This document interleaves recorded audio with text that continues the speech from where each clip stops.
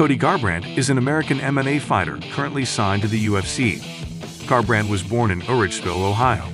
He is a former UFC bantamweight champion who held the championship from December 2016 to November 2017. He has fought in three weight divisions, bantamweight, featherweight, and flyweight throughout his career. He started at bantamweight, then transitioned to featherweight for one bout, and again returned to bantamweight in the next fight. Now, after competing in the flyweight division for a bout, he has returned to the bantamweight division of the UFC. Cody was once on an 11-fight winning streak in the UFC, but his career took a turn in the wrong direction, and he started to lose in most of his fights. In this video, we present to you the rise and fall of Cody Garbrandt.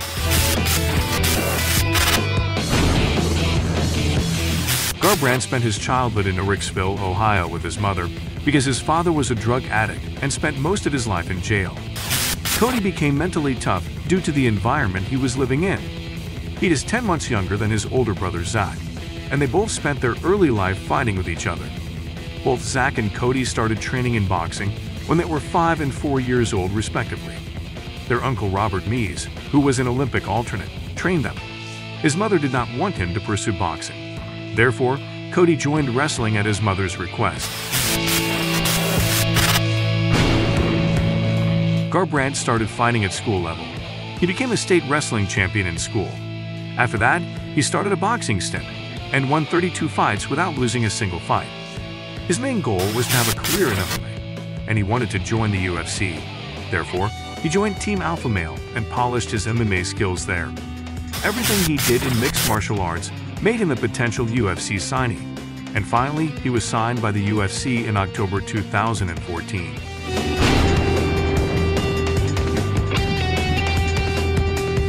Garbrandt became an exciting prospect for the UFC when he defeated Marcus Primage in his debut.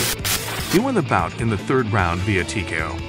After his successful debut, Garbrandt continued his success and scored victories after victories. In his second fight, Garbrandt defeated Henry Briones via unanimous decision. His boxing background gave a major boost to his MMA career, and this fight proved that. He landed some crisp punches in his fight against Briones. The finish came in the third round when Cody built momentum after a couple of takedowns. Cody was scheduled to fight John Lineker in his third UFC outing. However, Lineker was forced to withdraw due to dengue fever, and Augusto Mendes took his place. Cody was quick on his feet and landed the right strike to knock out his opponent in just 4 minutes of the fight. Mendes was defeated for the first time in his MMA career, and that feat gave overnight success to Garbrandt.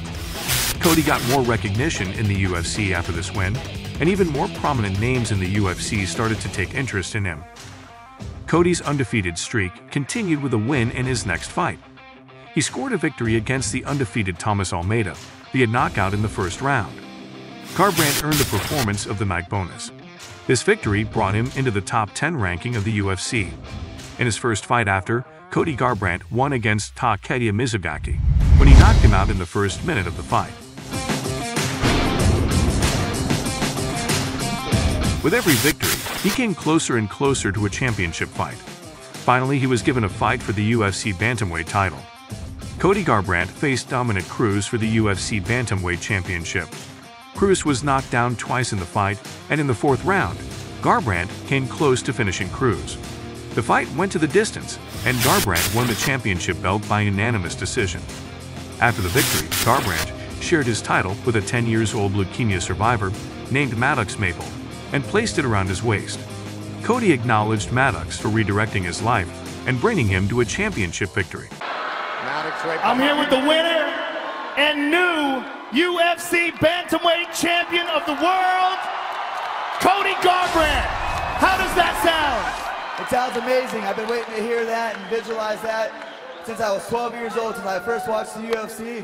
It's been a great journey. I want to thank everybody that's been a part of it from the beginning till now. And I wouldn't be here without a lot of support from them, and especially this man right here. He really brought faith and redirection in my life. Maddox Maple was 5 years old, diagnosed with leukemia, and fought his ass to be able to walk me down here and for me to finally be able to do this for him.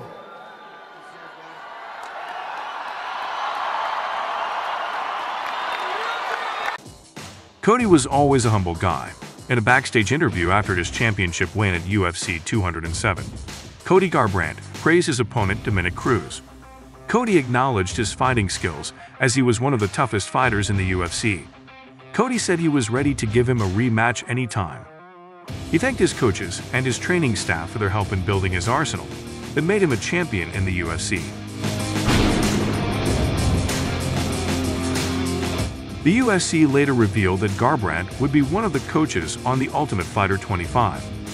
His fellow Team Alpha Male member TJ Dillashaw would be his opponent for the show's season, as they were expecting to fight the same year at the UFC 213 event. Garbrandt and Dillashaw could not meet on the scheduled date because Cody had to opt out of the fight after sustaining a back injury. Dillashaw questioned the validity of his injury. Cody revealed that he would be going to Germany for surgery. The UFC rescheduled the fight for UFC 217, where both competitors fought. The outcome of the fight was not in favor of Garbrandt, as Dillashaw won the fight by TKO in the second round, handing Garbrandt his first loss in his professional MMA career.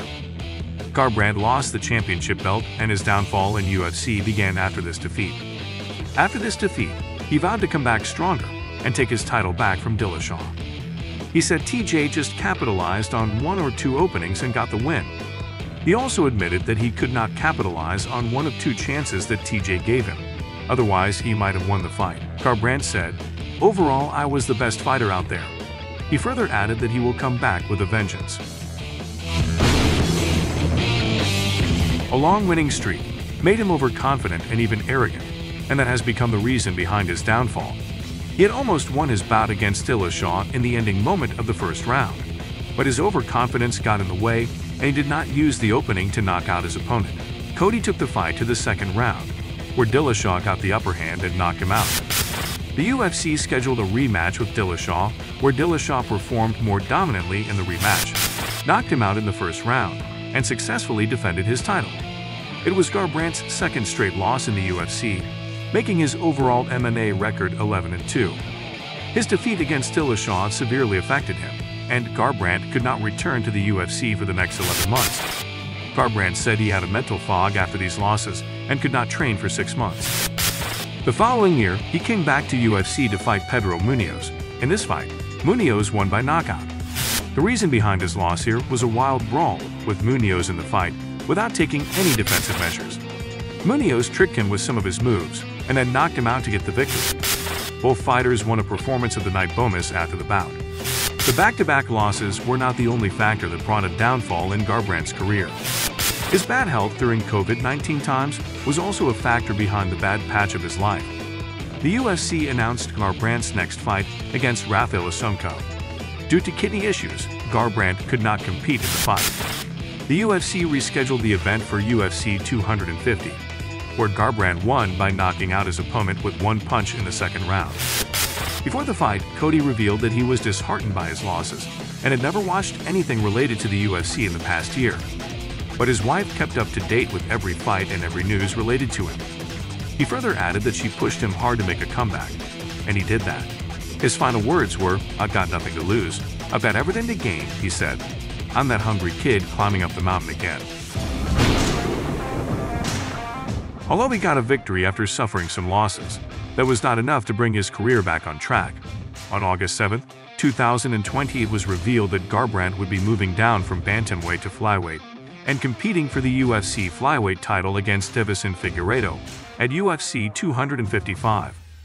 Garbrandt reportedly had to withdraw from the competition due to his bad health. Later, Garbrandt disclosed that in addition to testing positive for COVID-19, he also had pneumonia, thrombosis, and brain fog. After recovering from his sickness, Garbrandt competed at bantamweight in the main event of UFC Fight Night Font vs. Garbrandt. He lost the fight against Rob Font via unanimous decision.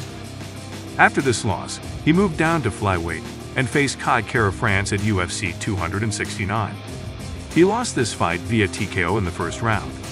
After this fight, Cody's longtime coach and uncle Robert Mees said that one more knockout could end his career, as he did not learn a lesson from his previous losses and repeated the same mistakes.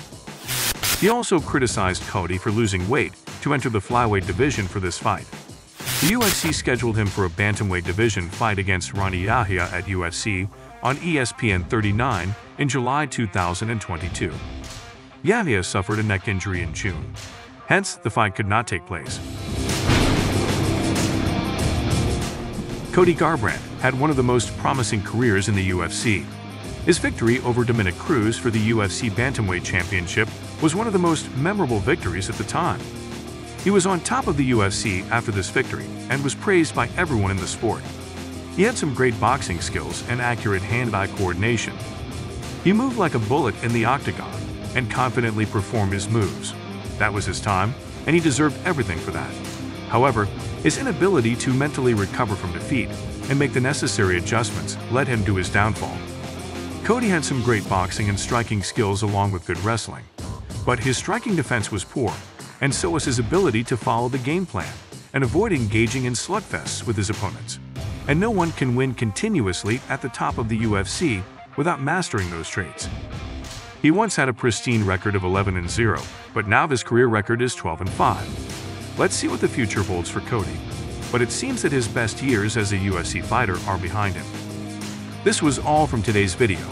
Please like and subscribe to our channel as we post the stories of the most iconic UFC fighters weekly.